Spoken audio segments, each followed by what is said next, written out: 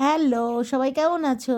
রান্না করতে করতেই হঠাৎ করে মনে হলো মেথি চিকেন যেটা বানাচ্ছি, মানে মেথি শাক দিয়ে চিকেনের রেসিপি যেটা করছি সেটা তোমাদের সাথে একটু শেয়ার করে নিই।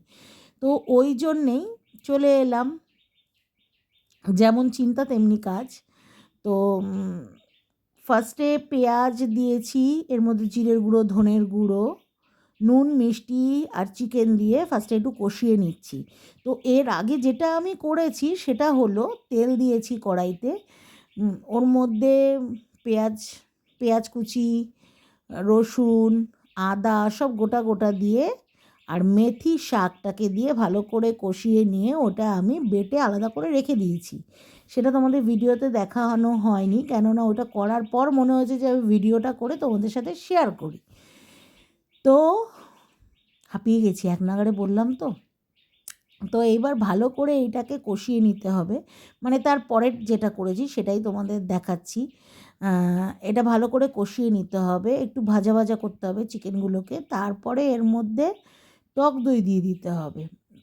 হুম, টক দই দিয়ে আবার ভালো করে কষাতে হবে, ভালো করে কষিয়ে নিয়ে মানে এটা কষিয়ে কষিয়ে করতে হবে। এর মধ্যে কোনো, কেননা চিকেনের থেকে তো এমনিই জল বেরোয়, তো আলাদা করে আর জল দেব না, যাতে টেস্টি টেস্টি খেতে লাগে। এর থেকে যখন তেলটা ছাড়বে, আমি কিন্তু এর মধ্যে বেশি তেলও দিইনি, ঠিক আছে? দেখো চিকেনের থেকেই মানে কষাতে কষাতে তেল বেরোচ্ছে। তো যাই হোক, তো রান্নাটা কেমন হয় আমি তোমাদের জানাবো ভিডিওটা দেওয়ার পর। তোমরা যদি জানতে চাও কেমন হয়েছে, তাহলে রান্নাটা করে আমাকে সবাই কমেন্ট করবে যে রান্নাটা কেমন হলো। এমন কিছু রেসিপি না, এটা সবাই জানে, কিন্তু অনেকে আছে জানে না, তো তাদের জন্যেই রেসিপিটা।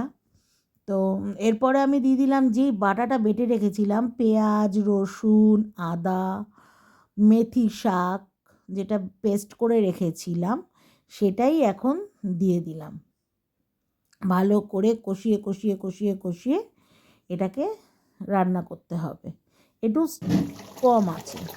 তো তোমাদের যদি এই রেসিপিটা ভালো লেগে থাকে, প্রচুর ফলোয়ার্স রয়েছে আমার, তারা সবাই লাইক, কমেন্ট, শেয়ার করে দিও। অনেকে দেখে ভিডিওটা কিন্তু শেয়ার কিছু করে না, বা কমেন্টও করে না, বা লাইকও করে না, জানি না কেন। তো আমি জানি আমাকে যারা ভালোবাসো তারা আমার সবসময় পাশে থাকবে, ওই জন্যে আমার যা যা আমি রেসিপি দিই সবাই লাইক, কমেন্ট, শেয়ার করে দেবে। তো আবার নতুন কিছু রেসিপি যদি করি তাহলে তোমাদের সাথে অতি অবশ্যই শেয়ার করব। টাটা।